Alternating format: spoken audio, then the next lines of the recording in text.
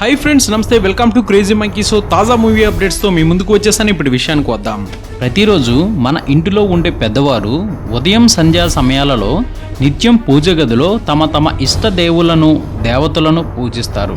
ఇది ఒక ఆచారంగా మన పెద్దల నుండి వస్తున్న అలవాటు. అయితే ఇలా పూజ చేయడం కేవలం దేవుళ్ళు దేవతలకే కాదు, వారితో పాటు చనిపోయిన తమ పూర్వీకుల ఫోటోలను కూడా పూజ గదిలోనూ దేవుళ్ళు పక్కనో ఉంచి వాటికి కూడా నిత్యం దండం పెడుతూ ఉంటారు. చనిపోయిన వారిని దైవంగా భావించి వారిని కూడా నిత్యం స్మరించుకోవడం చాలామంది ఇళ్లలో మనం చూస్తూ ఉంటాం. అయితే ఇలా పూజించడంలో తప్పేమీ లేదు. కానీ దేవుడి దగ్గర పూజ గదిలో చనిపోయిన వారి ఫోటోలను మాత్రం ఉంచకూడదట. ఇలా చేస్తే దేవులకు కోపం వస్తుందట. ఇందుకు గల కారణాలను ఇప్పుడు తెలుసుకుందాం.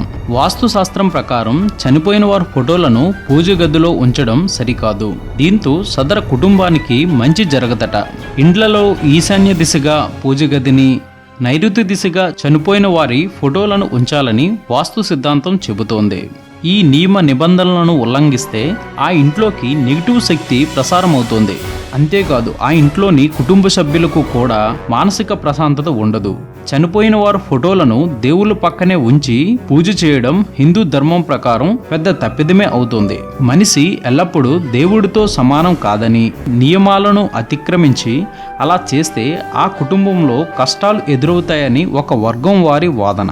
ఇది అప్డేట్. మరొక తాజా సమాచారంతో మీ ముందుకు వచ్చేస్తాను. ప్రతి నిమిషం మనకు సరికొత్త సినీ సమాచారాన్ని అందిస్తున్న మన విఆర్ మీడియా ఛానల్ని సబ్స్క్రైబ్ చేయండి, మమ్మల్ని ప్రోత్సహించండి. Please subscribe and thank you.